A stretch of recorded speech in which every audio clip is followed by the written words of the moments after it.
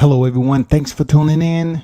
Once again, you're listening to World Combat Sports. You know what it is. The weekend is come and gone. Pretty much some good fights. But this particular thread is going to be intermixing with media in general. And I think it's very important. But first, I want to say a salute to everyone that's in the live chat. Appreciate you stopping through.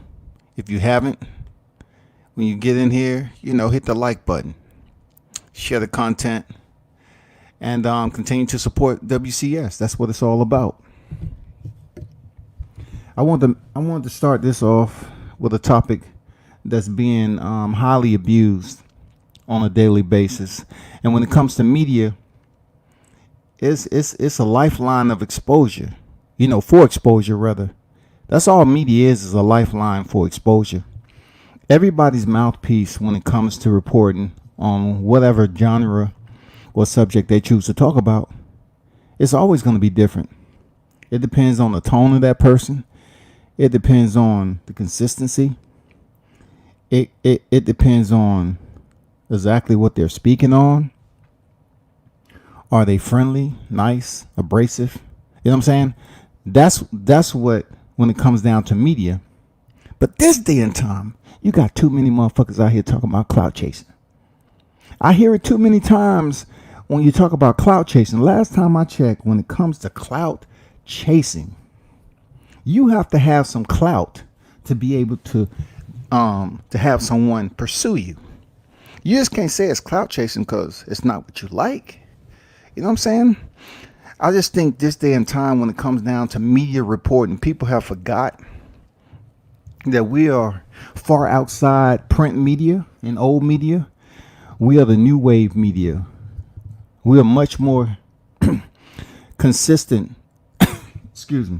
We are much more consistent in a way that our audience is much more diverse than what it was back when you was picking up the paper off the driveway or down by the mailbox. Shit has changed. You have age groups that you don't even know. You feel me? Like, you have individuals tuned in to what you're talking about that may not be age appropriate. You have individuals that's capable of being considered screensavers. Just sitting behind the keyboard and having a position to speak in silence. You know what I'm saying? Just out of sight, no identity, and listen to what grown folks talk about. And then you have those grown folks who absolutely do the same thing those kids are doing, but in a way, just because they're incapable of getting their point across in a fashion that we can have a sensible dialogue. Sensible dialogue is pretty much went out the window in this point in time.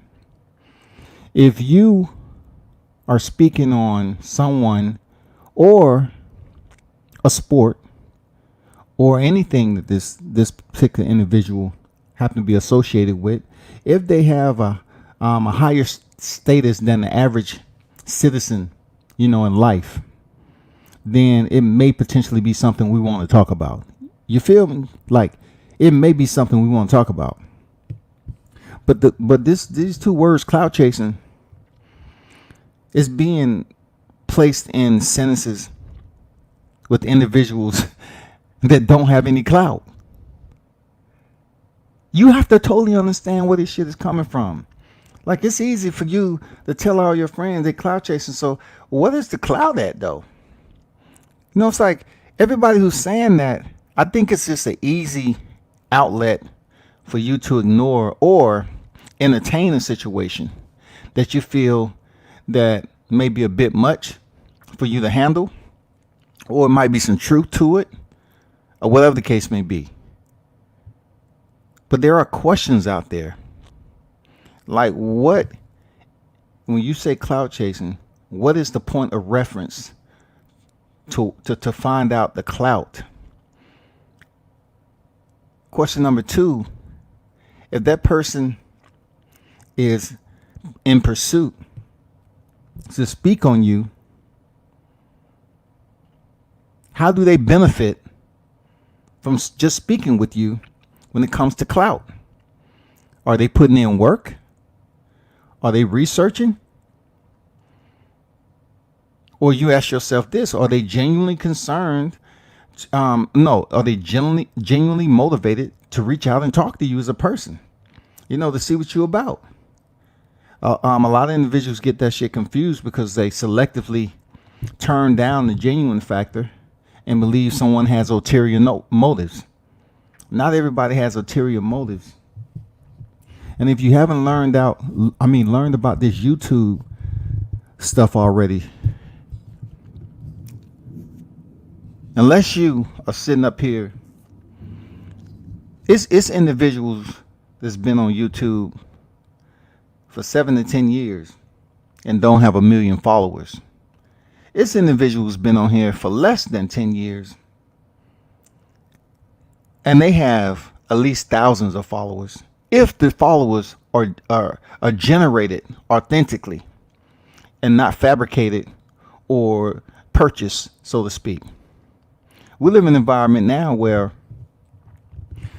it's not a handshake that's going to get you where you need to be with a person's character. The handshake is out the window. It's more so you have individuals want to go on your YouTube page and Facebook and check and see how many likes and follows you got. Instead of understanding that character comes from the person. It's a lot of deceptiveness that goes on here on social media. It truly provides an individual the capability to be someone that they can never be if you was meeting or shaking someone's hand one-on-one in person. It just provides them a lot more resources and confidence that they cannot be discovered, right away. So when it comes to clout chasing, there's a lot of people on here that's covering media, that has voices, that do research, that put time and effort into this. And in order for us to consider ourselves in the segue of media, we have to go out here and find topics to speak on. And individuals like myself has been doing it for quite a while. You have to understand that you just don't go out here and report on anything and everything. Now, when it comes to the fight game, the levels are pretty much people that's going to look at it like, well, who is that? Oh, don't nobody care about them. You know what I'm saying? It's all about popularity. People want to say, okay, I'll tune into that because it's all about popularity. And then again, if you really have passion for the sport, you may report on, the fighters that's up and coming because, they're diamonds in the rough and they're trying to make it happen. And they're out here trying to, gain that exposure and notoriety also, fight per fight before they even make it to the pro ranks. But when you come at me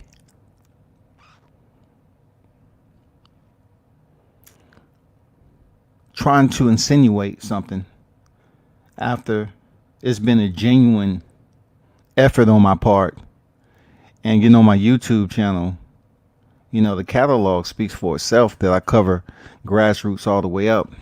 And I'm not saying this for me directly, I'm just generalizing, right?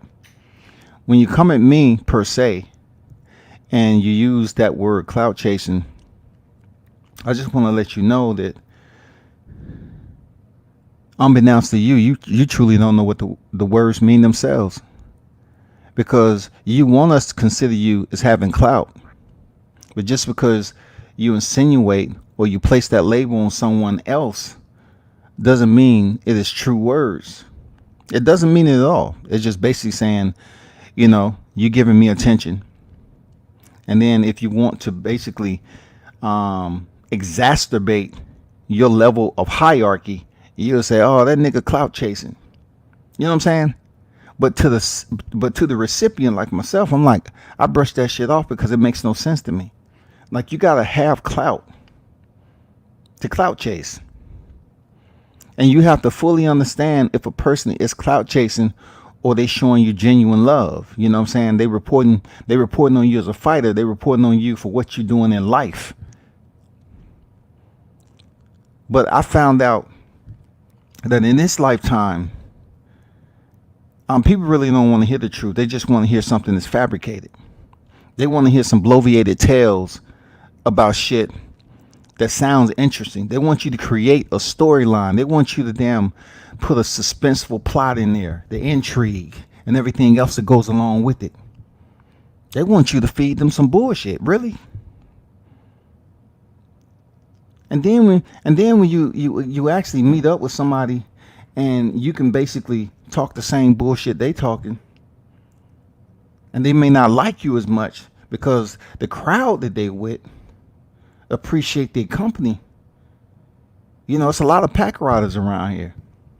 So you have to understand how that works when somebody say, nah, you know, I want all the shine to myself. It turns around that person has envy for you and call you a clout chaser. You know what I'm saying? Like, who are you? I'm saying to myself, who are you? What does this clout chasing shit come from when people just using cliche narratives? Their verbiage is all the same. You know what I'm saying? What do you mean when you say clout chasing and you're the average human being, average citizen as myself? It makes no sense. And you need to stop using it. Now to the fighters, like I said before on many other lives, what's going on, Coco the Don Boxing Channel? What's good? Salute to you. Like I said on plenty of other lives, right?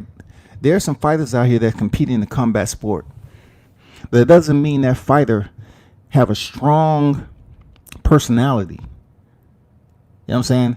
It doesn't mean they have a strong personality to endure all the media information that's floating around out here on the surface about them. Whether it's their training, it's their camp, it's their performance, all that. Some of them can't handle it. It's tough. Sometimes it's good to be average because less people pay attention to what you're doing. Sometimes it's cool.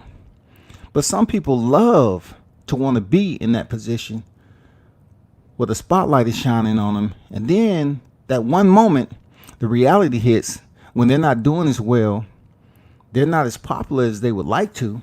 They've worked majority of their lifetime to get in this position, to make it to this level. And then they get there and they find out the fight fans are very petty. The fight fans are disloyal. The media is disloyal. You know, people in general will flip the switch on you for anything you do. It's difficult to kind of gauge the dynamic that sits right in the middle where you can just be a fan favorite and you can play the villain at the same time. It's a dynamic that it's a unique dynamic that you have to be able to play the villain and still be a fan favorite. And even when you fuck up, the fans still adore you. It's a dynamic that you have to have. And that's not something I can say that a lot of people possess. Nor do they understand how to get it.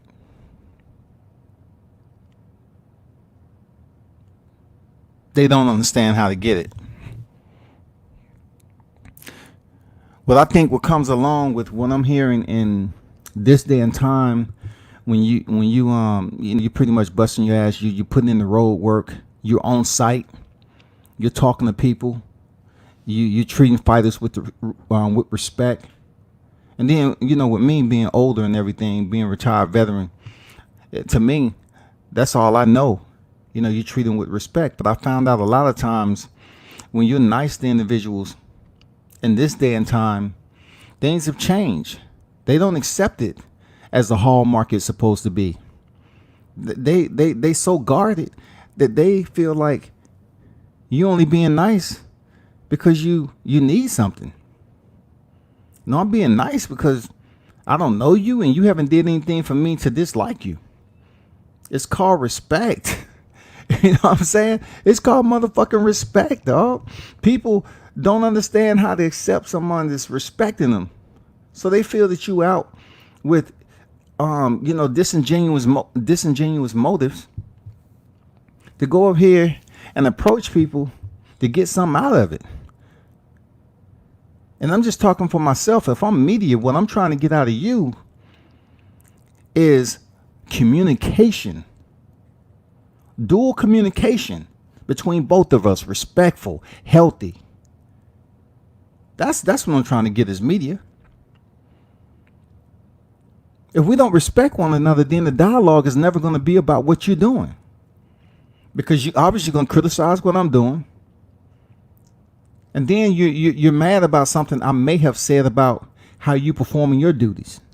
So when it comes down to it, it's all about respect, man. And yeah, they tell you all the time, like they'll say, well, when you get out of the military, you're going to go to the real life. I'm going to tell you, there's a lot of real shit in the military too.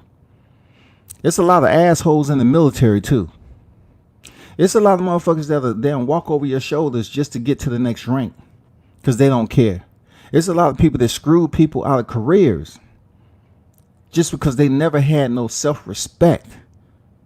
They never had no self-respect. It was all for them. That's it. They didn't care about anybody else.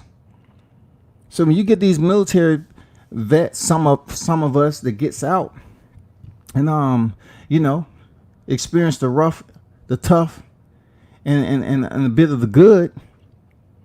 We come out here to the civilian pop, and it's all about the respect out here, because the military, you did learn something. It's a structured environment. You did learn something.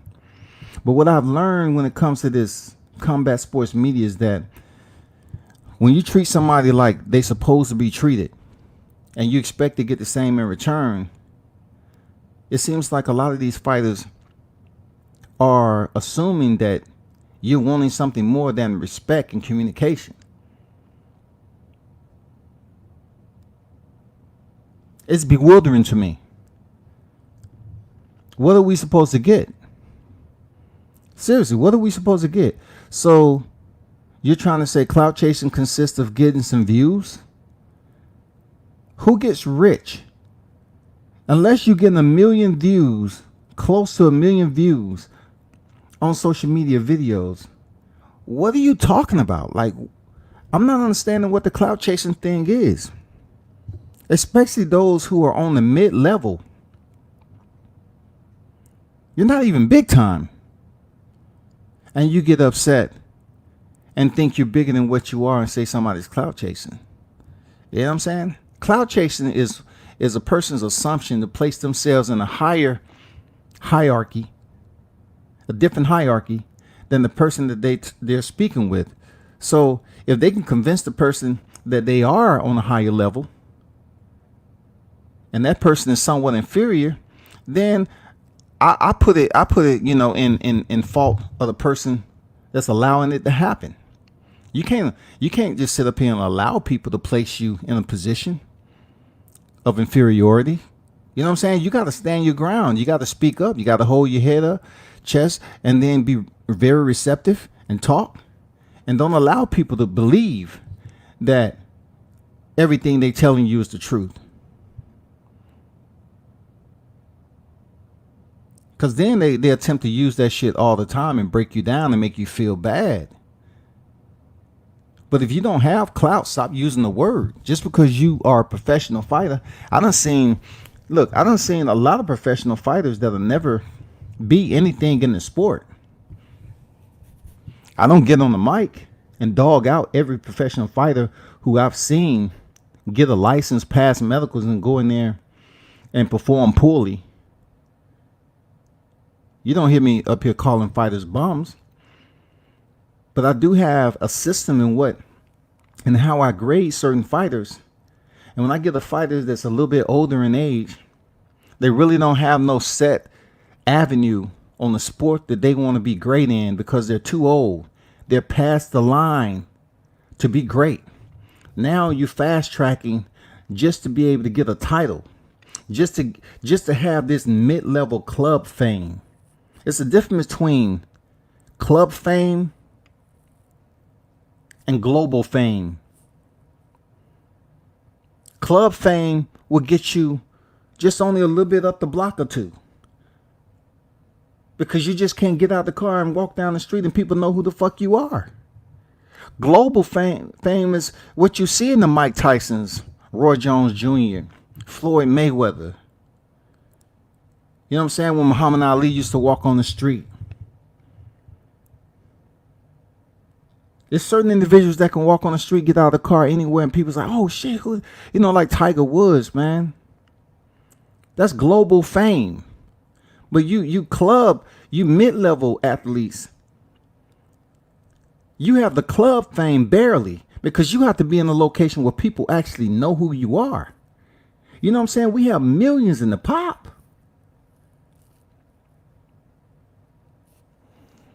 SB90 is in the building. What's good? Coco the Don said it's all about respect. I feel you, bro. That's all I'm saying. WC always speaking facts, no agenda. What's good, SB90? Appreciate you stopping through. Appreciate the hard work and honest opinions, bro. Salute to you, man. Thanks for your input and everything. Respect. What's going on, JC? What's good? It's just one of those deals where, you know, we pretty much abandon the times where you just walk up and shake somebody's hand and you get a feel for that person to see if they're genuine. You got cats that's more so trying to relegate their toughness and exterior a bit more than what it truly is, because they hide behind a screen.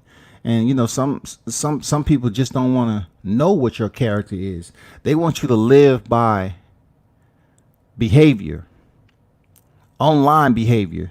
They want to live by reaction. They want you to they want to live off your responses. They want to see if they can get you to respond to anything and everything. If that's the case, that's the buttons they're going to continue to push each and every time they interact with you, period. We live in a situation now with social media that the truth is out the window. That's why I always tell, you know, these individuals, don't put facts on the end of opinionated shit. Opinions not based off facts. Look it up in the dictionary. Opinions are not based off facts, man. So you're basing your opinion. So just to seal it up at the end, you put facts on the end of it, but it does nothing for a person like me, because what you just said was your opinion on a talking point, and you was able to speak what you felt was truth, and you sealed it up with fact. But that doesn't mean it's validated. It's prefaced by factual, merit, something that you can back up. You know, something that's credible. Evidence. Anything. I mean, when you're having a general dialogue with somebody, it's always going to be disagreement. But in this day and time, social media allows people to have a cornerstone where they can just be on the keyboard, and if they disagree, or if they feel they are in a position to press enter and send out a message, they will always add clout chasing in there. You know what I'm saying? What's clout chasing? Just say, for instance, even if I was, trying to speak with Floyd Mayweather for the first time. If I was trying my best as media to talk with Floyd Mayweather, and I have tried. I've tried in person with Floyd Mayweather, and he's at a point in his life where, part of me, maturity wise, I look at it like, okay, from where he came from to now walking around with 6 or 7 security guards, that's what he feel he needs to be. I'm not mad at him. I'm not mad. It's just frustrating to get to a point where a person that pretty much came from the mud like I did, his was a little worse though, because my parents were never incarcerated and stuff like that, but came from similar situations. All right. You're eager to get close to that person to just communicate with them about their career, because Floyd is one of the greatest to ever do it. But he's at a point right now, he's experienced the good and bad when it comes to fans and everybody else that's supposed to support him. You know what I'm saying? He's experienced all that shit. So he probably is an asshole in a lot of ways because he's been able to earn the most money of majority of the athletes living at the highest level. We're talking about a guy who has so much adversity. But when I see him, I just see him as one of the greatest to ever do it. I'm not all Google-eyed. You know what I'm saying? I'm not starstruck. I'm a grown man like he is. But I'm curious to the fact that I would want to know the other side and have a one-on-one personal conversation when it comes to media. That's it. Now, if somebody was to see that and I would say, you know, I'm on here talking about Floyd all the time, they might say, oh, you clout chasing. But what clout am I going to get from Floyd Mayweather? Because it's going to take more than one interview. It's going to take more than 10, 15, 20. You know what I'm saying? It's going to take more than 30. It's going to take some point in between us, you know, interacting with one another for him to find me honest enough to allow me to get a little bit closer to give me those type of interviews on his life and all that. It takes forever, especially when it deals with blacks. You know that's one hundo. You know what I'm talking about. Blacks, we don't trust each other right off the back. It takes us a lot to trust one another off the rip. It takes us a lot, even if we put in work, genuine work, and say, bruh, you're not trusting. They hear you on here talking, you know, positive, you know, things about them, and keeping them in the light the way they're supposed to, and reporting on them honestly. You know what I'm saying? Providing them what they need. It's still hard for them to trust, because if you continue to get in contact with them, they're not going to think the way I do, because I'm satisfied where I'm at. Well, for them, they feel like it's clout chasing. Some of them, like, what is clout chasing? Where's this shit got to do with just a person that's being genuine? 50-year-old nigga like myself, man, come on, bro. What the fuck I'm clout chasing a grown man for? We live in an era right now on social media where motherfuckers are drowned. They drown themselves in 2 feet of water. That's how gullible they are when it comes to social media, man. They stay on it too much. They really don't like the deep end of it. So they stay around in the shallow waters and allow themselves to be submerged all the time in bullshit. And no, that shit ain't snorkeling either. These motherfuckers is just too blind to know the shit that they're doing has no benefit. I'd rather have 10 people stop in here and talk legitimate boxing shit and responding to the talking points, rather than 300 motherfuckers that's not even concerned about what I'm talking about. Just on here for each other. Just all on here saying yes, yes, yes. I didn't come from a freaking era where yes man was around me. You know, I'm just not one of them cats that be a pack, be in a pack. So it took me a little bit of time to get used to what I was witnessing out here on this social media Serengeti. You know, when you mention Serengeti, you think, man, that's where the predator's at. No. You got some house cats that's on the Serengeti too. The landscape has changed. You got some freaking you got some species out here that's supposed to be domesticated. They ain't used to the jungle, but somehow they like coming to the outskirts of the Serengeti and playing around. They won't go inside in the core where all the predators at, because the travels are too risky. Them motherfuckers stay on the outside. Them hummingbirds. Every now and then you may see them coming in and shit. You know, you can hear them humming and they ain't saying nothing. But you can see them and then automatically they disappear, because that's what they're used to. But unfortunately, man, it's not my job. It's not my you know, I just don't sit up here and drive and have this motivation to go up here and change the way this new era thinks all the time. I'm not here to do that. Nor will I allow somebody to believe that it's okay to place the clout chasing or the cliche terminology or all the other shit that's used. I don't even stick to no cliche terminology all the time because people use it. Being exposed, clout chasing. It's just too many of us say the same fucking thing when there's plenty of words that you can find on dictionary.com, Webster. You know what I'm saying? Encyclopedia, whatever you want to look at for history in this lifetime is there for you. SB90 say genuine people are hard to come across nowadays, man. It's sad. Totally agree, man. What up, Coco? Your energy was litty last night. Listen, I want to give a shout out to Coco, the Don Boxing channel. He mediated a freaking debate in an environment where it can get disrespectful.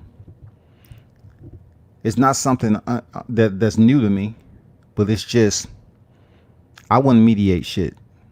It's not up to me to mediate it. But I wanted to give you a shout out for mediating in a respectful way to get people to understand that, it's certain personalities that can get that done.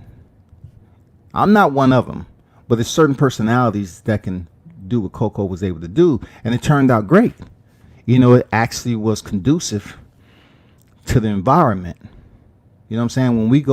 When we're deployed into the combat zone, we're expecting combat. We're not deployed to the combat zone, for it to be better than garrison.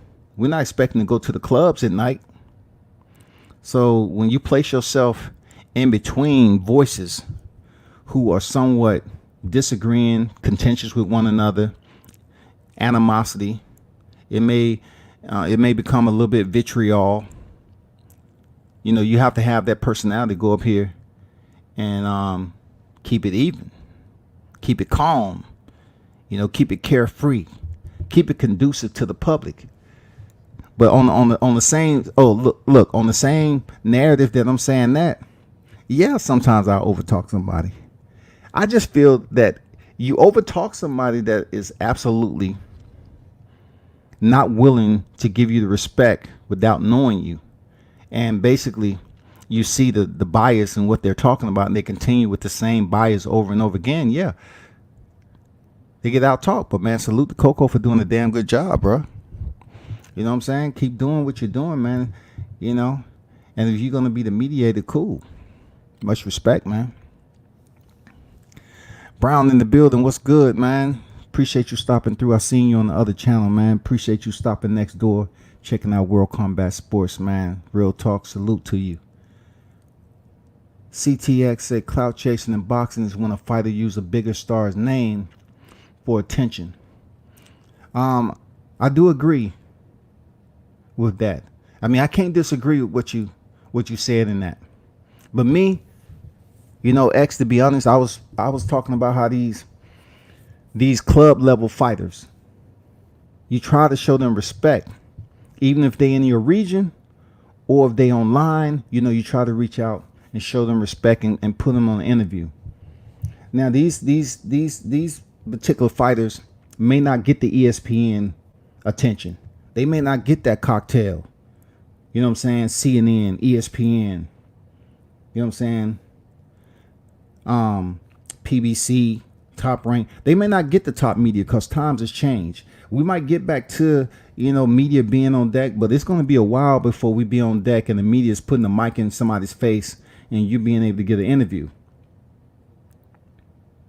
But when you get club level fighters that are too old to be great, and you're placed in a situation, you're not placed in a situation. Your whole entire effort is to cover fighters of your selective choosing, right? You're going out here to cover fighters that you believe is interesting enough to put your time and effort. That means if I go cover a fighter and I do a video, I have to take that video back and edit it a little bit. I have to drive out there. Sometimes it's an hour to 5 hours. You know what I'm saying? You have to go up there with intentions of hoping that particular fighter is gonna be respectful enough and show you that love to get the interview, some pictures, or whatever the case may be. But when you cover another fighter, or when you cover a fighter that they may not like, I am media. I could care less to cover the same fighter. I can care less to say I'm covering nothing but black fighters. I can care less about all that. I'm from the South. I've been through the civil rights shit. I've been through all that. I respect my own kind. I'm black. I'm glad. I won't want to be anything else. I won't want to be anything else.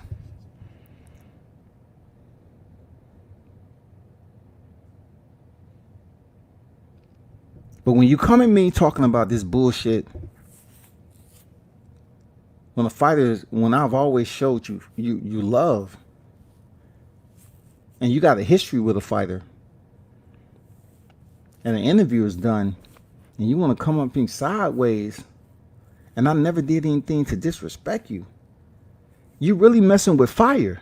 Because what you do, you have to get up and train all the time. I did that already. I didn't choose to make a full-time job of fighting. I didn't say I can't. I didn't say I never trained it. I just say I chose not to make it a full-time occupation. With media, you're going to have individuals that cover fighters that other fighters don't like. That doesn't give the fighter the right to come up here and saying, you clout chasing because you covering that fight and you mention my name. No, you have a history with that particular fighter. And that's how the storyline goes. If you don't want people to connect you to another fighter, get the fuck out the sport then. Because if you go in the ring and you fight someone, either way it goes, if media is able to reach out to you and get an interview and ask you your thoughts before the fight, after the fight, that's how the media reporting goes. That's how it goes, man. So for you to be sensitive and butt ass hurt and want to be an asshole about shit, you don't even understand your main job. You want the people to love you, but you only want the people that's in your region to show you that love. You ain't trying to be global because you really can't accept the fact that people are going to have criticism for you. And then you don't know how to treat media. I always tell people, if someone in the media is willing to give you that shot, and just look on here, they got 500 followers.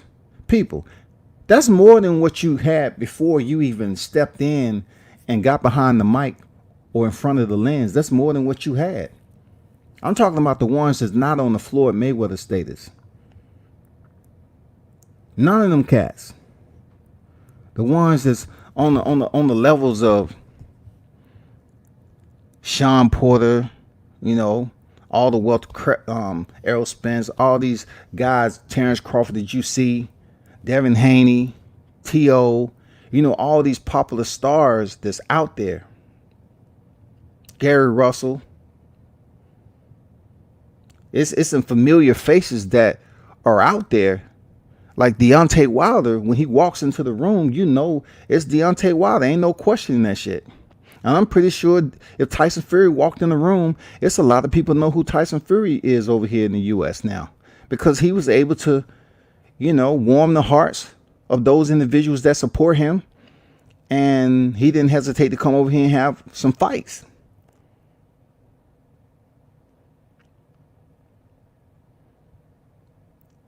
And you might say, what about Andre Ward?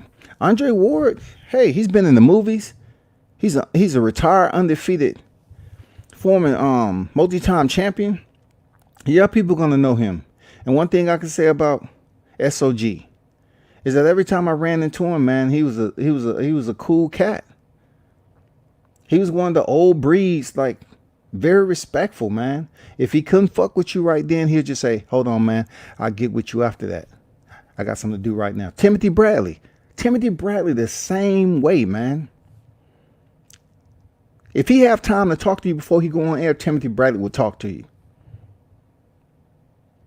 Absolutely. There's some trainers out there. People can say what they want about Freddie Roach. But every time I ran into Freddie Roach, he was cool.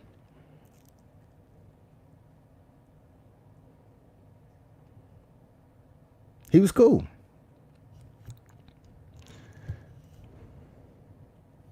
Andrew Charles, what's good? Salute to you, bro.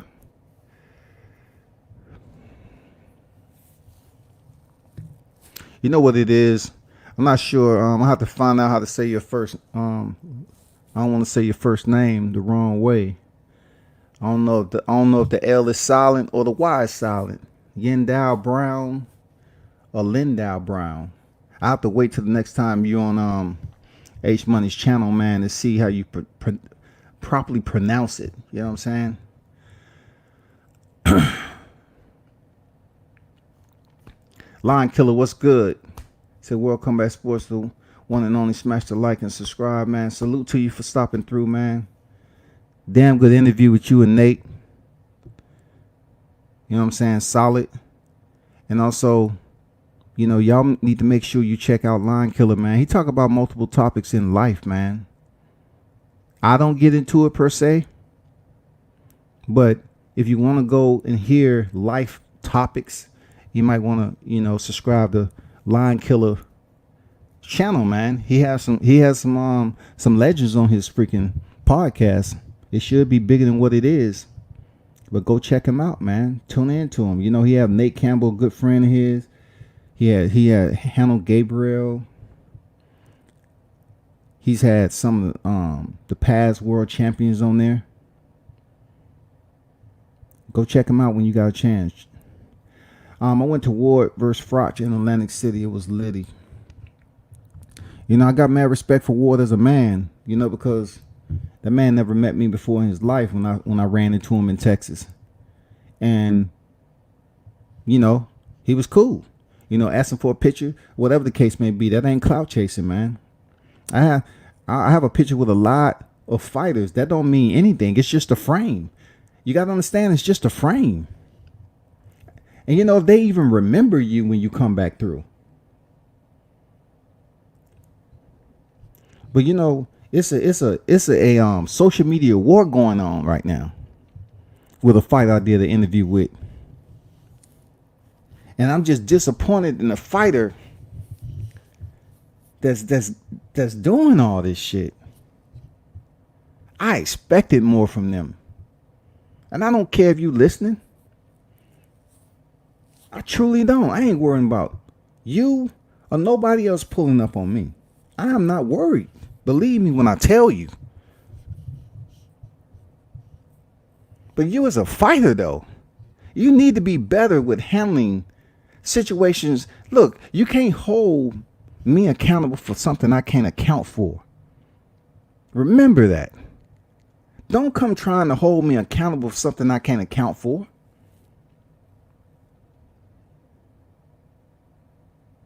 You can't bring innocent people on deck to dislike somebody when they do a job that has infinite exposure in many different avenues. You can't bring them into the fray without properly being an honest and genuine person. If you're full of bias because you're in the hurt business and you have animus towards your opponent, then you need to keep that animus there. You don't control what I do because you're not contributing, you're not funding, you're not sponsoring anything. Fighters need to understand that. You can't get mad at media for covering a certain fighter that you've been in the ring with. And you can't come and drop messages to the media and act like you trying to boss up on a motherfucker. That's called being soft, not in a good way. You know, it's good to be soft-hearted and you genuine, but if you motherfucking soft and you're supposed to have this thick exterior, and you competing in combat sports, and nigga, you gonna say I'm clout chasing? How is that possible, man? I don't even have my motherfucking, man, come on, I can put my shit up right, man. I'm not even gonna get into my shit, man. You have not 1 ounce of clout for me to chase, even if I was to do it for the first time. Y'all need to leave that word alone, clout chasing shit. Because you're trying to basically exaggerate that you have a higher point in this combat sports game than where you really at. You're trying to act like you much more important than where you truly are. And then, when you have me get on here and don't mention your name, you should be more than happy. Because you can jump on here. If you listen, you can jump on here at any time. I'll drop the link. But don't get on here talking no shit and making up stuff for the fans when I ain't had nothing to do with anything except interviewing a fighter that you don't like. But don't get your ass on social media talking about clout chasing. How the fuck I'm a clout chase you?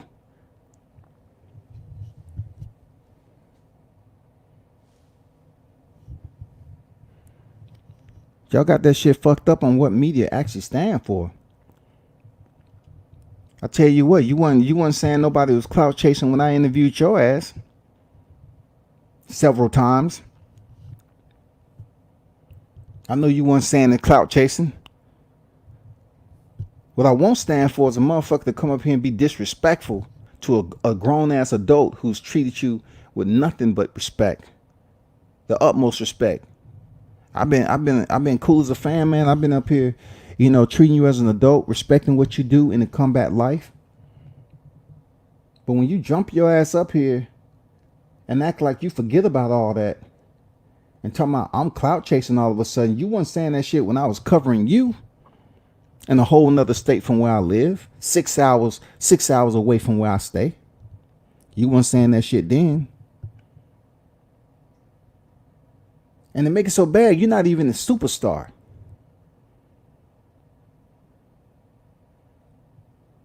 You don't even have no motives to claim anything. Yeah, this media shit is full of controversy. It's full of motherfuckers that's always going to have something slick to say. That's where it's always going to be. You just got to stick to your lane and keep on driving. That's it. You can't worry about what motherfuckers say. You address the ones that's just absolutely stupid.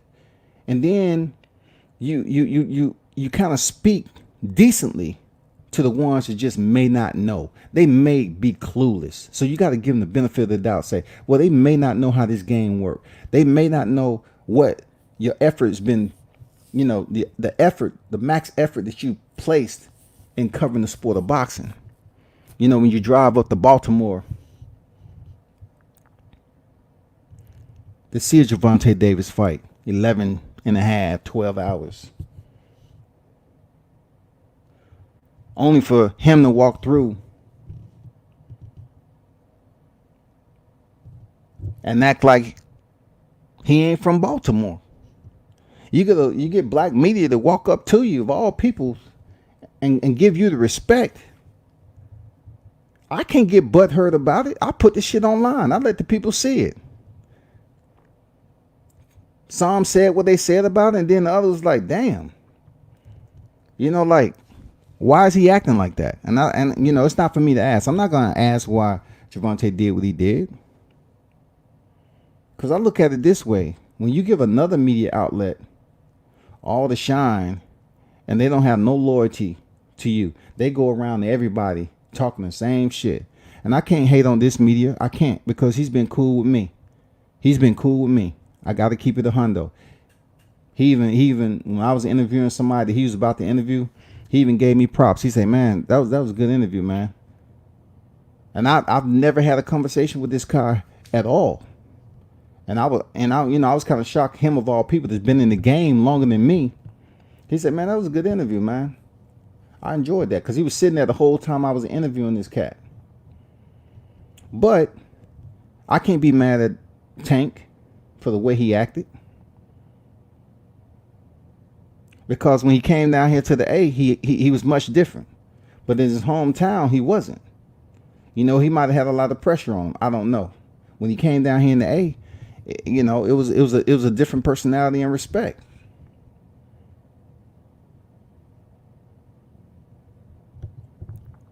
Just like the other day, Yeah, I had the opportunity, thanks to some people that allowed me to get that opportunity of going to 2 fight camps of the champ, Deontay Wilder, right?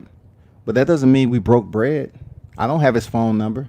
I don't get the exclusives. I'm not mad. That's just the way it is. I'm just happy I was able to cover greatness when I had the chance to do so. But when it comes to black media covering black fighters, you can't sit up here and say dick riders. You can't sit up here and say fanboys. You can't put that title only when it comes to a U.S. champion that was black. Because I don't hear you saying Tyson Fury fanboys. I don't hear you saying Anthony Joshua fanboys because he's over in the UK and his accent is just a little bit different.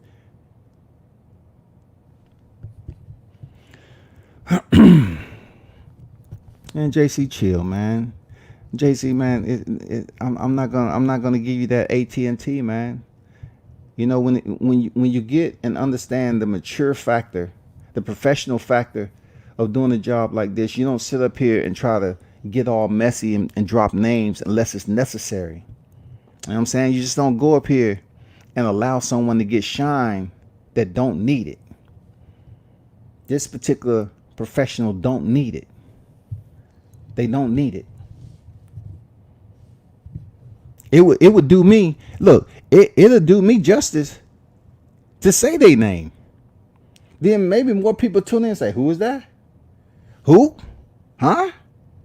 Where? And then I'll have to tell them, okay, you can look them up this place, or you can look them up that place. You can look them up here. That's why when you come at me talking about some clout chasing, you got to be honest with yourself. Really? You got people that whenever you get your gym partners, those are club people. That's like going to a club and you have people that know you because you're a local club goer and you frequent the club all the time. That's the way it used to be. You walk up in the club, you knew the women that was up there. You knew who the ones that came every week. You knew the ones to stay away from because you knew what their problems was. You know what I'm saying? It was club goers. And I treat the same way with club fighters. People that you train with know who you are. But to the global masses, they don't know shit. They don't know who the fuck you are. Especially when you trying to, tell somebody who's going to show you mad love. You're going to sit up here and say, oh, he clout chasing because I did an interview with somebody that you don't like. You don't dictate what the fuck I do. You just mad because that particular fighter said what they said. It's going to happen. I'm not going to tell an adult, well, before we start this interview, I just want you to do me just one thing, just one favor. So-and-so might be listening. So can you please not talk about them? Because that shit ain't going to do it. I'm not going to basically censor a fighter. No, open mic, goddammit. Open mic. Talk. Let the world hear what you got to say. You'll figure it out. Real talk, people. You'll figure it out. But I'm not going to get all messy with it. That's not what I do, man. It's not what I do. But shout out to everybody in the chat, man. Hit the thumbs up button. It really has to be something different. I will hope. With the way the media has changed to be able to communicate with fighters more. But unfortunately, they want to look at your page for likes and everything. And I don't know what else. I don't really worry about that because the ones that really fuck with me, they'll return. The ones that really fuck with you, they'll return your email. They'll respond to you. And the ones that you've basically reached out to multiple times and choose not to even respond once, hey man, that's what I think about them as a person. They don't even have enough respect to just reply and say yes or no. I mean, we're talking about 2 syllables. 1 syllable, 1 is a vowel. If it's no, okay, cool. If it's yay, all right, let's do it. But when you just don't say anything at all, and you want to just be a part of the mainstream media, good luck with that. That's all I'm saying. Times is changing. Times is fucking changing, y'all. I'm not sure if you all saw the fight yesterday between Ramirez and Jose Ramirez and Victor Postal. It was a good fight. I liked it. I really wasn't a fan of either one. When it comes to just saying, yeah, that's one of my favorite fighters. No, but I respect their toughness. I really respected how Victor Postal looked yesterday. I like his footwork and everything, and how he was moving around in the ring. How he was, able to close the gap whenever he felt like, and pin the jab. Get off on his combinations at the correct distance. I like how he was cutting angles. He really had Jose Ramirez, playing the guessing game, a lot of pockets during that fight. So fights like this, what does it do? It provides the fans with a dilemma. It's according to how the fans are looking at the fight. Are you basically viewing the fight on mute? Second, third, and fourth time you watch it? Or are you just paying attention for one particular fighter that's your favorite fighter? Because some fans said Ramirez won. Some said Victor Postal won. But I don't think it was a robbery. I don't think for 1 minute that it was a robbery. No way, shape, or form. But I do have to salute Victor Postal, though. He fought a damn good fight, man. Seriously. Like, he really, in my opinion, he really could be unified champion right now. Like, real talk. I would go see him fight. But then I look at Jose Ramirez and I say, Ramirez is a tough fighter.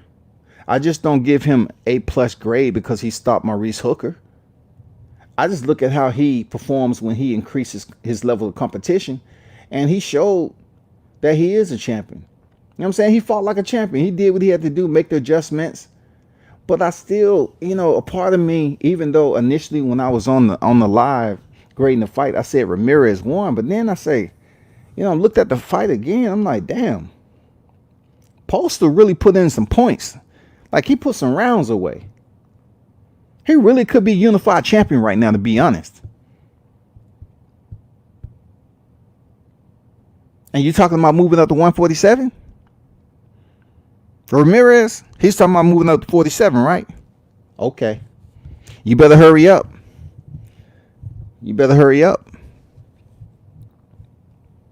I'm not saying he can't fight. I'm just saying he was being touched up a lot with basic fundamental jab. He was popping it off your forehead pretty easy. It's hit or not get hit. Victor Postal was proving the sweet signs and how all that works, man.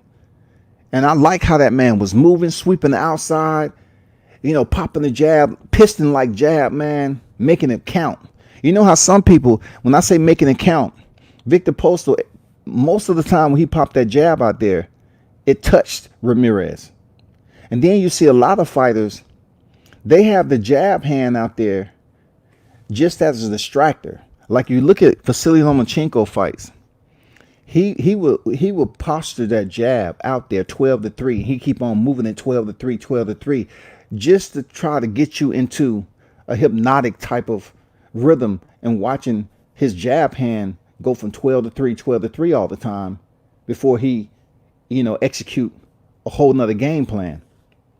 You have people that'll put the touch jab out there. They pop the jab out there, but it really doesn't have any sting on it because they're really comfortable in their power. So it's all to set up their power shot. That's what they're comfortable with. Or set up a set of combination. They really don't use that jab. You see Errol Spence pop his jab out there. It's a stinging jab. He comes forward. He has a very nice jab. The only thing I can say is like it's a piston like jab. You know what I'm saying? Yeah, it was a close fight. He did more than jabbing and running, in my opinion. He landed some nice power shots with his combinations. Jabbing is a part of the game. You can actually win a fight by jabbing. It's all about who's judging the fight. It's hit or not get hit. If they talk about Willie Pep won a fight won a round without even throwing a punch, then guess what? You can win a fight using the jab if you landed enough. You know what I'm saying? It don't matter what Rolly Romero was talking about. Jackson Marinez did more than land a jab. It doesn't matter if he doesn't have enough power to knock you out and you felt that you landed hard. Of course, Rolly is going to think he landed the hardest shots because he thinks he is a knockout artist. He believes the people that's been filling his head up in the gym, that's the armor that he takes into every fight and trying to be this knockout artist so people can praise him once he get back to the ring. But Marinez was boxing his ass. And every time he tried to get in close, he would lean back and try to envision where Marinez's head was. He was doing a lot of head hunting. The only time he was going to the bodies when he was at distance, he wanted to line that jab up to the body, which was pretty. It was good. All right. Same shit Floyd do. But Floyd put more to the canvas. He paints a more prettier picture when it comes to boxing. Rolly doesn't know how to do that because his main intent is to use the same stroke each and every time he paints that picture. He can't look, he's not mature enough to switch up his shit and make it look pretty. He isn't. He just wants to go in there and try to knock a motherfucker out. And it's called boxing. You're under the tutelage of one of the best defensive masters that ever ever grace the square. And you come in there and you want to headhunt and you want to freaking talking about you land the harder punches. It takes more, man. It's a sweet science, dog. Ramirez landed big shots, though. He did. Never said he didn't. Scoring is scoring no matter how hard a punch is. I agree, man. Scoring is scoring. The jab is an important part of boxing, or else they wouldn't teach it anymore. Everybody can't do what Prince Nassim Hamed was able to do. Everybody can't move like that, jump around. Everybody can't do what Emmanuel Augusta was able to do, aka the Drunken Master. People can't move around and pop shots from all angles like that. But one particular punch that's taught basically when you walk into a gym is the jab. Because the way your body is framed, you're going to be able to touch your opponent up quicker with that jab than you will a power shot if you don't have the speed or you at the right distance. That's what the jab is for. First line of offense, man. Pop that jab out there. Get it out there. Facts about the job, but now let's look at Ramirez. He put the pressure and landed bigger punches. So it all depends on who judges and who like that. Boxing judging is always going to be an acquired taste. You're never going to fully digest it no matter where you at. Seriously. Because it's been known in history that judges can be contaminated. Judges can always be contaminated easily. So you might see some of your fighters that you know damn well that they want to fight get robbed. Like Rolly Romero fight.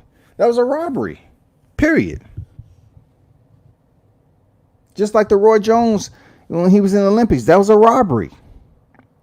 They felt some type of way about the U.S. Olympics, previously, and they was anxious to get that get back.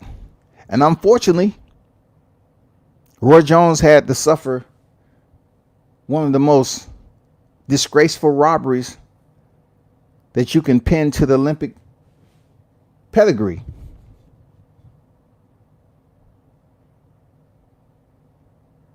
And still knowing that, those boxing judges that you see over here grading, these are some of the same boxing judges that's grading mixed martial arts.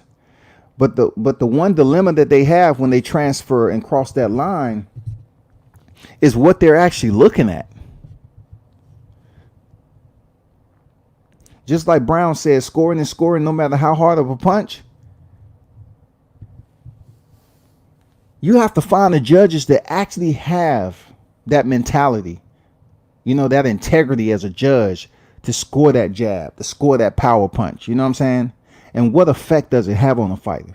They have to have that integrity. Those judges have to have that integrity to put that on the grade sheet and score the fight with integrity. But we all know that boxing don't really have integrity when it comes to judging sometimes. They just do what the fuck they want to do.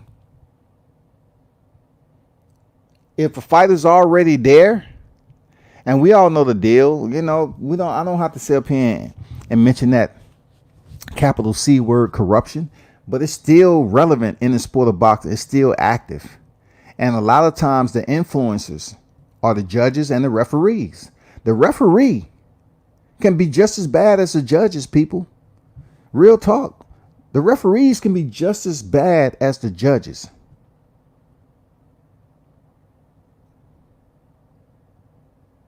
That's absolutely a hundo right there. Yeah, Evelyn Burden, and the way she scored that particular bout, the first Canelo and freaking Triple G. But the only thing she received is a minor suspension. And when her suspension was expired, she was able to return right back to doing what she was suspended for. That's boxing. Just like Antonio Margarito, when his suspension was up, he had no ifs, ands, or buts. He didn't have to go through any other stipulations. He was able to get his boxing license and start boxing again.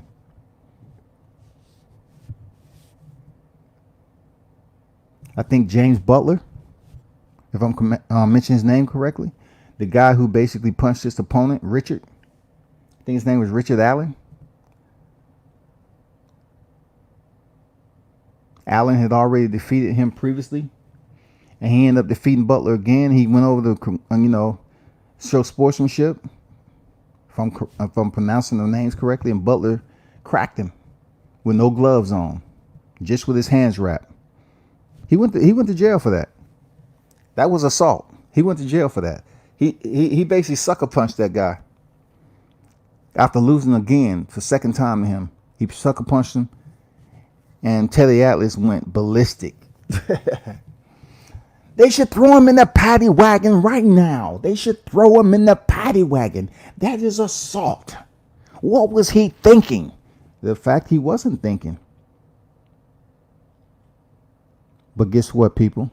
He was allowed to come back to boxing. That's why when I, as much as I've been covering the sport, man, I just don't take a lot of shit as serious as some people when it comes to corruption. Because there's been some situations where people should be banned from the sport and they isn't. They're not banned from the sport. Let's be realistic. How much does it take for someone to be banned from the sport? You want to ban Panama Lewis from the sport for removing padding from the gloves, right? And causing Billy Collins to have his last fight before ultimately, dying, right? Just going through misery, domestic violence, and all that shit. But yet Mike Tyson, he's treated like a god right now. When he bit off of Vander Holyfield's ear and bit him on both sides, and he's still able to return to the sport.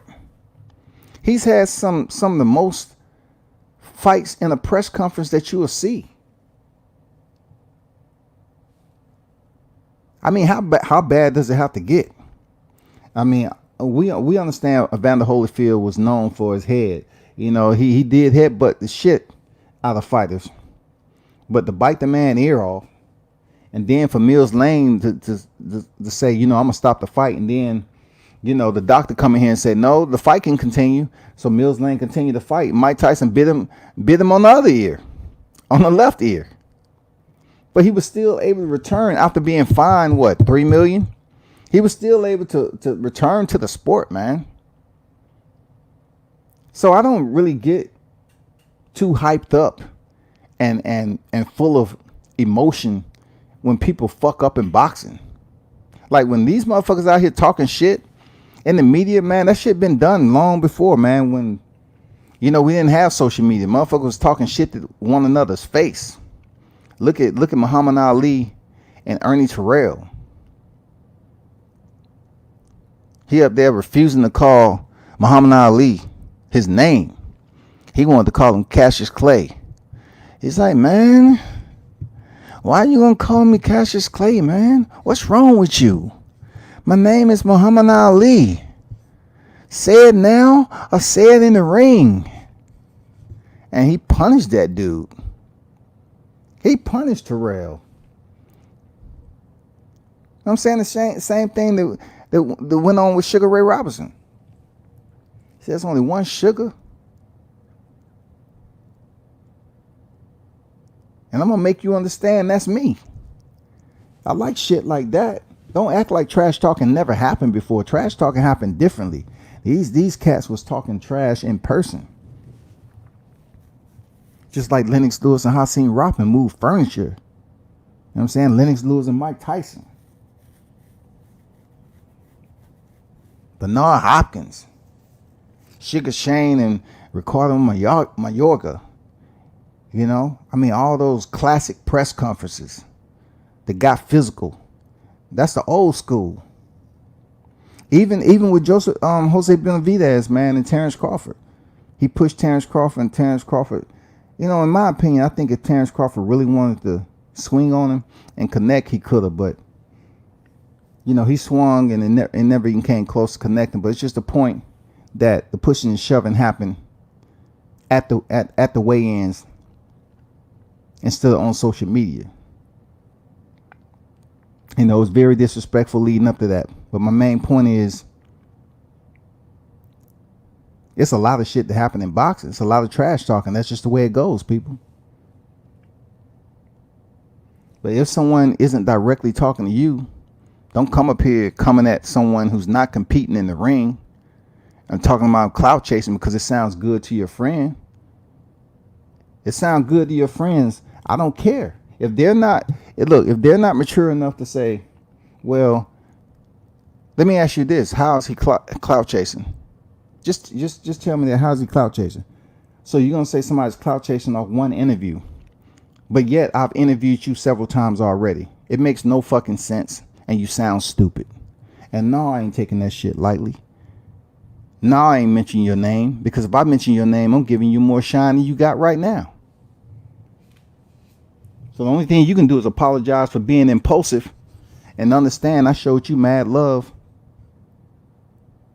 even prior to even doing the interview with somebody that you despise.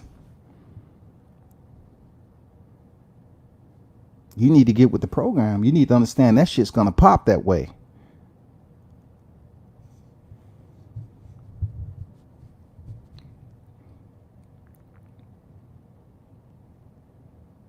Boxing will always be a business. You know, I agree. I have no problem with boxing being a business. But for me, boxing is out of control right now. Boxing has deep roots in combat sports. But you have individuals that's winning titles outside of the super title and just claiming they're world champions. You know what I'm saying? They just calling themselves world champions without even stepping in the ring and fighting for the super title. You got gold. You got freaking Intercontinental. You got Asia. You got Oceania. You have the WBA, NBO. I mean, you just have the IBF, Universal Global Space, freaking Mars belt. You know, you had the France chip title now. You know, with the guacamole flavor and goddamn, you know, the French chip title supposed to supersede the super title. It's been around for decades. It just comes out of nowhere. It's supposed to, you know, just because the person that's in a position to create this title, the boxing community has no other point except to receive it as it's being presented. If the president Mauricio Suleiman is saying that this particular title sits where it's supposed to, above the super title, then people have no other means except to say, okay, he's saying that it's above the super title and they don't have to, and they get special privileges. They don't have to face their mandatories. But people are going to start calling bullshit on it unless you present that title to a black boxer sooner or later, because you're being very meticulous about who you're presenting that title to and at that specific time, because it really messes up the whole original process on how boxers were becoming undisputed. It messes everything up. Now you have boxers that's going to be out here saying they was undisputed and they never held a super title, the WBC super title. And to me, that's fucked up in a lot of ways. It's very fucked up.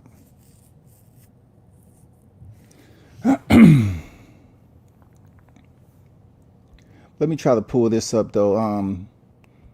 The Ring magazine. Hold up for a second. I want to try to pull this up though. Y'all bear with me.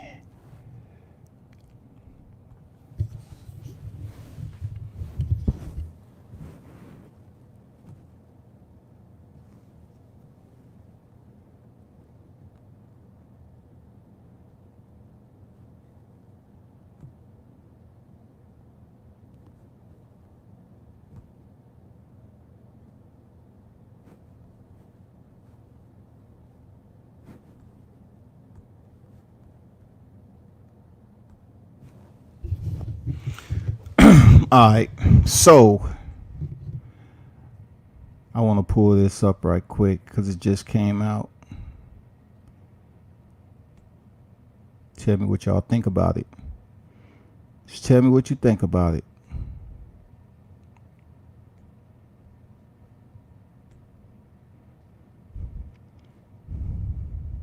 I want to give a shout out to Craig Pressure Parker, man, for getting that 8th victory, first round knockout this weekend. Salute to you, man. Keep doing what you're doing. Give a shout out to Lolo Harris, man. 1-0. Got a bright future ahead of him. That's what I do, man. Give shout outs to the fighters, even if I don't have an interview with them. So shout out to his pops, Charles Harris and Lolo Harris, man. Got a bright future in the sport, real talk. Bright future in the sport, man. Very talented boxer. If you don't follow him, go check him out, man. On IG, Lolo the Coldest. Go check him out. Let me see.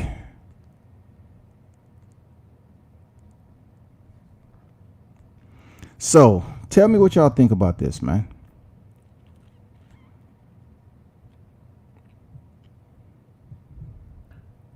So, this list just came out. And it's the Ring pound for pound of the heavyweights. Of course, they have, Tyson Fury number 1 because he just came off a victory. He's still undefeated. I'm talking about number 1 as, ranked the top. But the number 1 rank supposedly is Anthony Joshua, which he's a unified champion. He has all the belts outside the WBC to include the IBO. Second is Deontay Wilder, the former WBC champion, one of the longest reigning WBC champions. Held the strap for over 5.5. Third is Alexander Povetkin, who just knocked out Dillian White. So let me stop right here. Alexander Povetkin, who lost to Anthony Joshua in September of 2018, and he's had some fights. He had a pretty good resume, but your pound for pound ranking pretty much reciprocates what you've done for me lately when it comes to the pound for pound list. And it basically consolidates a lot of your resume. But Alexander Povetkin is ranked 3rd. You know what I'm saying? He's ranked 3rd still. He's ranked 3rd, man. For Dillian White. Dillian White, after being knocked out cold, y'all. This is how biased when it comes to these pound for pound lists. Dillian White was knocked out cold in his second loss of his career. First by Anthony Joshua, second by Alexander Povetkin in the fifth, right? But yet he's above Luis Ortiz, all because of age and all because of probably Luis Ortiz's only 2 losses came from Deontay Wilder. That's it. You know what I'm saying? His only 2 losses came from freaking Deontay Wilder. So since Deontay Wilder lost the belt, Luis Ortiz might be receiving punishment just because his only 2 losses is to a former champion. You know, I'm just creating some exposure here, right? And then you look at Andy Ruiz. Andy Ruiz was the first Mexican heavyweight champion who basically, you know, in a sense, shocked the world on that day, and then came back deconditioned, out of shape, and performed poorly and lost his unified titles. But he's still ranked number 6. Joseph Parker, when he lost to Anthony Joshua, y'all, he had a quick turnaround. They was up here saying that, you know, Dillian White may be facing a totally different opponent. You know what I'm saying? They was trying to, you know, Eddie Hearns and them was trying to bamboozle the boxing fans. And then they had a press conference in the AM, and it's Joseph Parker on who he's fighting. Joseph Parker ended up taking 2 L's back to back. I don't see why you return so early to face Dillian White when you just came off a decision loss to Anthony Joshua. It just didn't make any sense to me. And then, of course, these other cats that's in the bottom 3, Michael Hunter, you know, he has promise, man, to be something special. He's still up and coming. Oscar Rivas, he's fast tracking. You know, Daniel Dubois just called him out. He want that smoke with Oscar. You know what I'm saying? Oscar, I believe right now, is like 34 years old. If I'm not mistaken, he's like 15-0 or something like that, right? Or whatever. Dubois and Oscar Rivas would be a good fight. And then, of course, sitting at number 10 is Kubrat Pulev, the kisser. You know, he came off his little suspension or whatever they did. And he's supposed to be the mandatory for Anthony Joshua. But I want to go back up the scale a little bit and show you how dense boxing is. And when motherfuckers want to call fighters bums all the time, we just don't have a super deep quality of opposition that we can just support and say, man, I really want to tune into this fighter like they did Mike Tyson. Like when we was tuning into Mike Tyson, we was like, damn, this is gonna be exciting. But look at it. Look at the lineup and look and just understand how many US heavyweights do you see on this list, people. And then I have the right to reiterate the booing and disrespect that happened to the Deontay Wilder when he was reigning. It has absolutely nothing to do with fanboyism or none of that. It's absolutely speaking the truth about the flags that you see in the top 10. We are limited, people. The U.S. is limited to quality heavyweights at this point in time.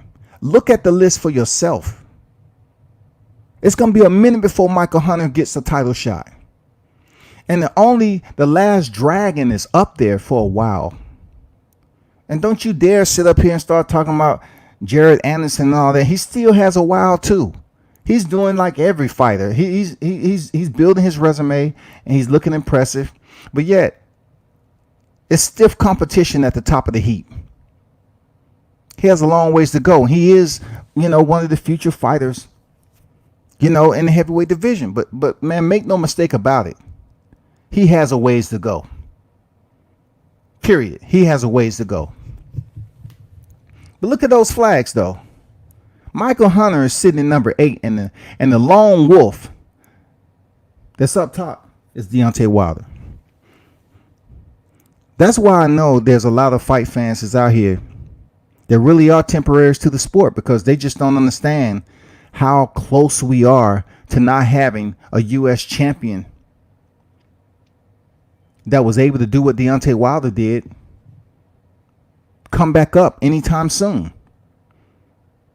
It's not that we're not gonna have the upcoming fighters like, you have the heavyweights that's out there right now, like Jared Anderson and stuff, that's making his rounds and building up his Wall Street. I'm not talking about that. I'm talking about politics. Boxing is a business first. It's gonna be a long time if Deontay Wilder doesn't regain his title. It's gonna be a long time before we see another U.S. heavyweight gets an opportunity to fight for the super title. Now, of course, you can be the interim. You know what I'm saying? But when it comes down to holding the super titles, holding the unified titles, it might be a minute, y'all.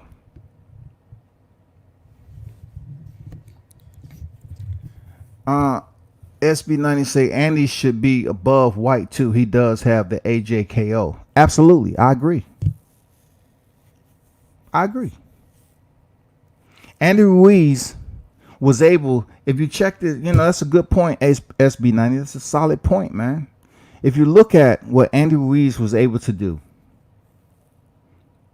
and though he had one loss heading into the Anthony Joshua fight, which many of us, including myself, believe he beat Joseph Parker, right? He should be right. If you want to talk about resumes or what they've done lately, he should be behind Alexander Povetkin or in front of Alexander Povetkin. The reason why I say he should be in front of Alexander Povetkin is because Andy Ruiz isn't being laid out on the canvas and losing like that. He lost a decision to Joseph Parker, and he lost a decision to Anthony Joshua, who is the unified champion. Alexander Povetkin and Dillian White has been stopped. A KO has to count for something. You got to judge it both ways. You can't say it looks real nice when the person gets the KO and they get the win. But yeah, what about the fighter who gets KO'd?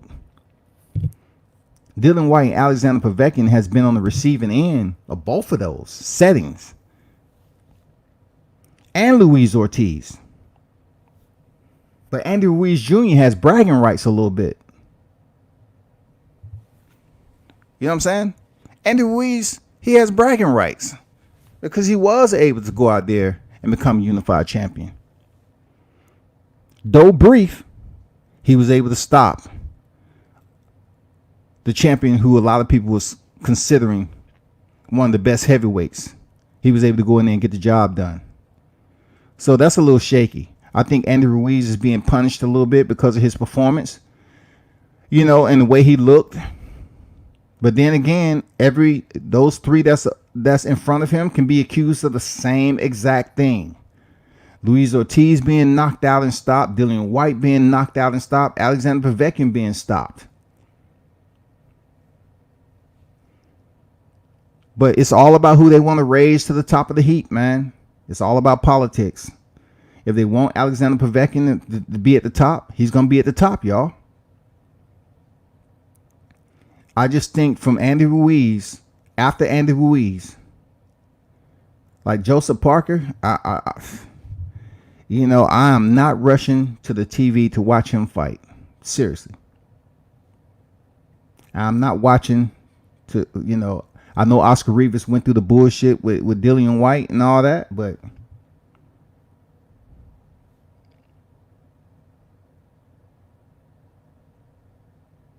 let me look up something right quick.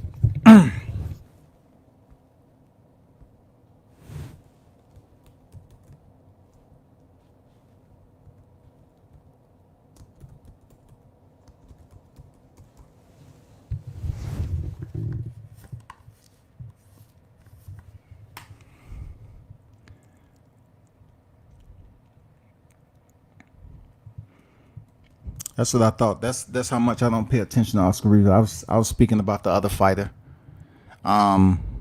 What's the other fighter name? I didn't mean to mention Oscar Rivas, but damn, what's the other fighter? Shit, what's his name, man? Not Oscar Rivas. What's the other fighter that's being fast tracked, y'all? Anyway, Oscar Rivas had that controversial fight with Dillian White. We all know what that was.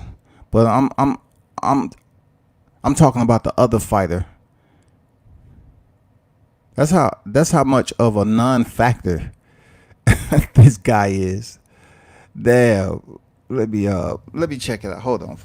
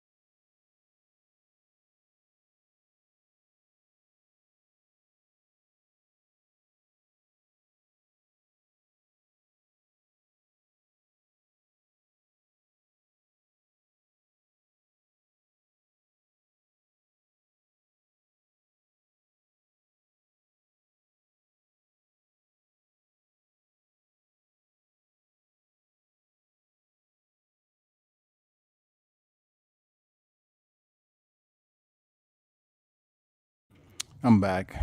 And I was trying to find out a specific fighter, but he's so unimportant that they don't even have him really in the top 10 across the board. Anyway, that's all I want to really talk about with that list right there. You know, it's all about whatever criteria they want to come up with to place somebody in there when it comes down to it. It's not like it's a standard operating procedure or anything like that. We would like a SOP. We would like a SOP for the for the franchise belt. We would like a SOP for the pound for pound list. All that shit. But it's just not happening. But anyway, I'm gonna get back on here this week and really touch bases on, well, I'll touch on it right now since this is not really a catchweight or a Muddy Flats episode. You know, Anthony Smith went in there against Rakic and he lost a decision. But you know, now he's saying he basically want to reflect upon his career right now. Anthony Smith has had a roller coaster MMA career. He was in the UFC, out of the UFC, and back in the UFC. And he had promise, man. I always tell people, yeah, he was a man about it by not taking the easy way out when Jon Jones, delivered an illegal knee to him in their championship fight, and he didn't take the easy way out. Easy way out. He could have just as well took the easy way out, and he would have been champion. But the fans probably would have vilified him for it. All the way up till he faced Jon Jones again, he would have probably received a much more contentiousness from the damn MMA fans who are very sensitive to bullshit like that. Depends on the fighter. But he got up, he said he was okay. The referee gave him time, and he just ended up losing another decision. But at that moment, Jon Jones had a lapse in judgment, and he kneed a downed opponent, which ultimately, if Anthony Smith wasn't able to continue, he would have been awarded the belt, and Jon Jones would have lost the belt, and then would have been back for a rematch. But he manned up, and he got up and fought on. Unfortunately for him, now he's talking about reassessing his career and all that. What's going on, Alexander? How you feel, man? That's what he's trying to do. So we'll see how that works, man. It's a shakeup that's going on, the changing of the guard in mixed martial arts, especially in the UFC.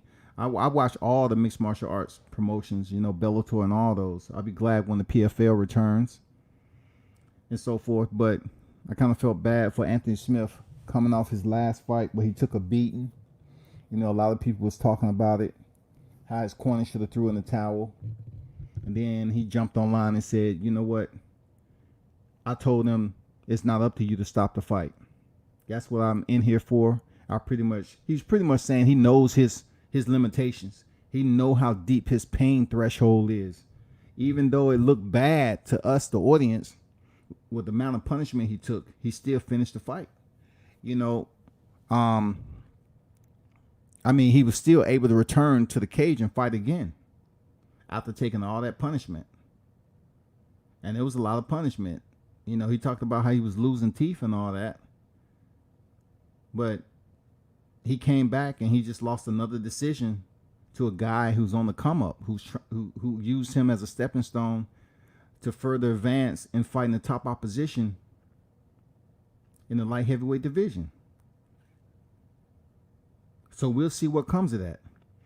And next, Jon Jones. I'm telling you, Jon Jones, man, he's going to be a part of one of the biggest fights in UFC history. Mark my word, if he stays around long enough and stay out of trouble, he's going to be a part of one of the biggest fights in UFC history. That's if. And a lot of people probably saying right now, well, if he faced Francis Ngannou, that's going to be the fight to make. Maybe so maybe so from just looking at the power statistics, what I'm saying, and the skill set. A lot of people want to see Francis Ngannou, see how Jon Jones handled his power since he rocked Yadinya's Rosenstruck in the first round, a guy who was a former kickboxer, has over 70-something fights with 60-something KOs to his ledger.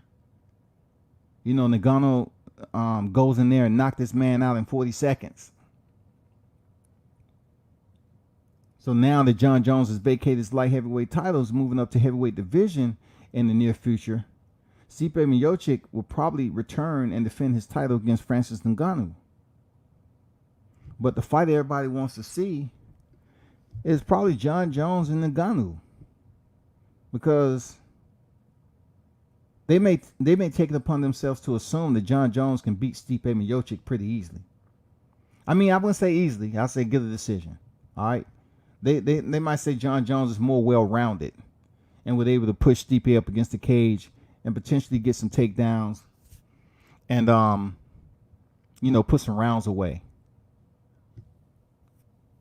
And plus, we all curious to see how Jon Jones looks at heavyweight too.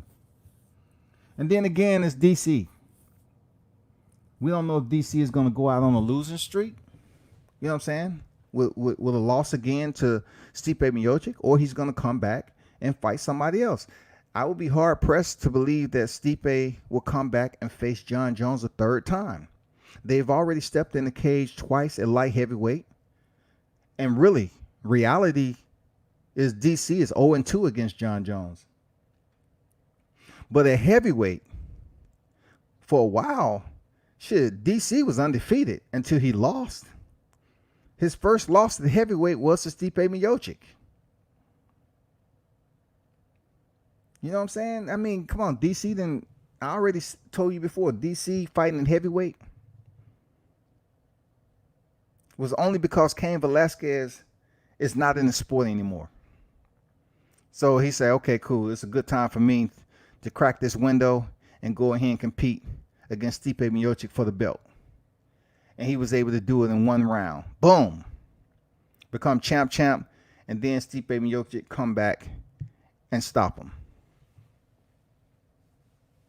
But the crazy thing about it is that the biggest fight that people are looking for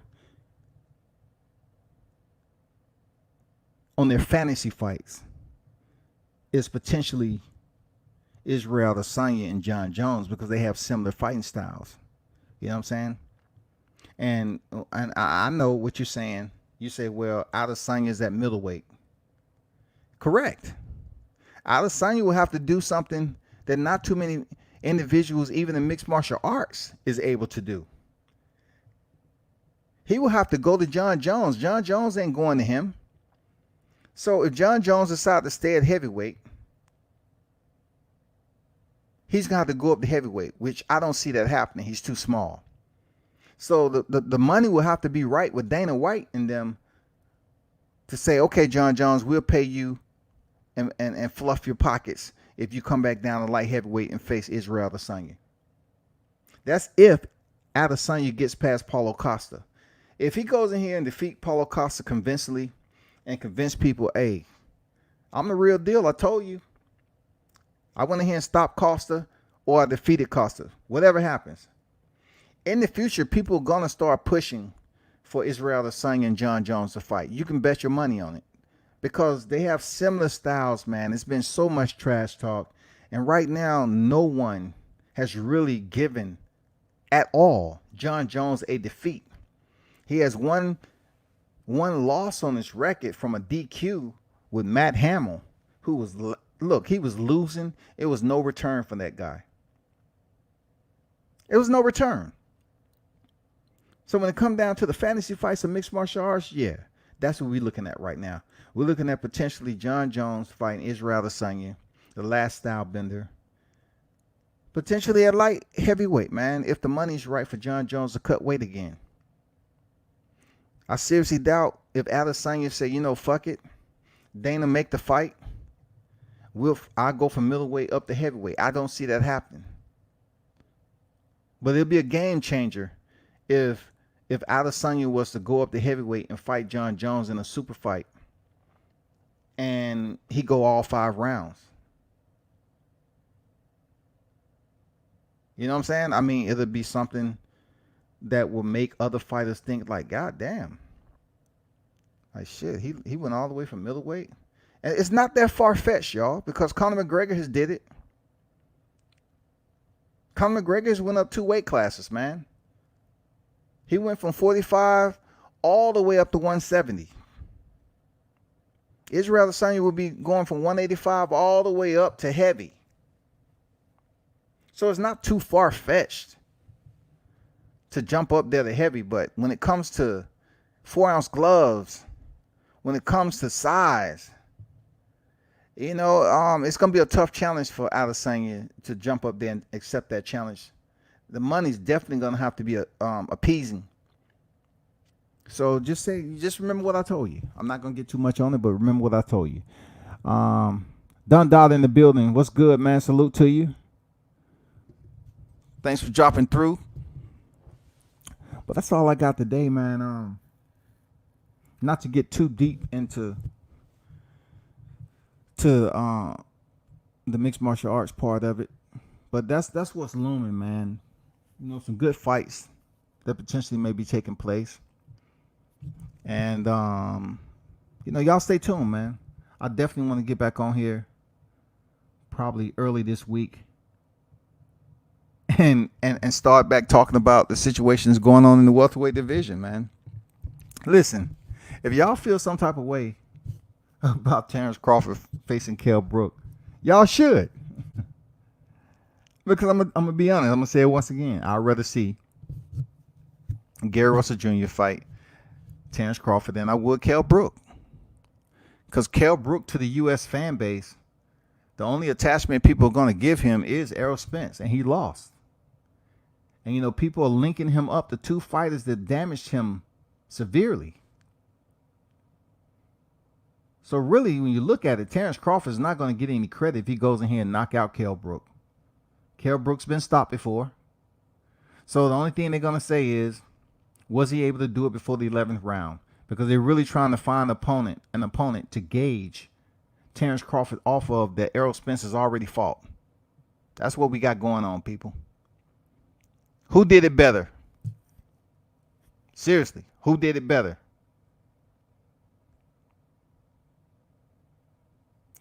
But y'all hold it down, man. Turn up and tune in to World Combat Sports. Appreciate everybody for stopping through. Subscribe to the channel if you didn't pass the word. But yeah, it was a light one today, man. It was a light one. I'll get back on track, but I just had some some media shit to take care of. So it was a light live today, but y'all be easy, man. Appreciate the real ones who support WCS Media always. Boxing and MMA, grappling, Muay Thai, all that. You know what I'm saying? It may not be a fancy to your genre. It's all good, man. But whenever y'all stop through, y'all see me live, man. Stop through the live chat, man. Show support to your boy. Salute. Take it easy. Be safe out there.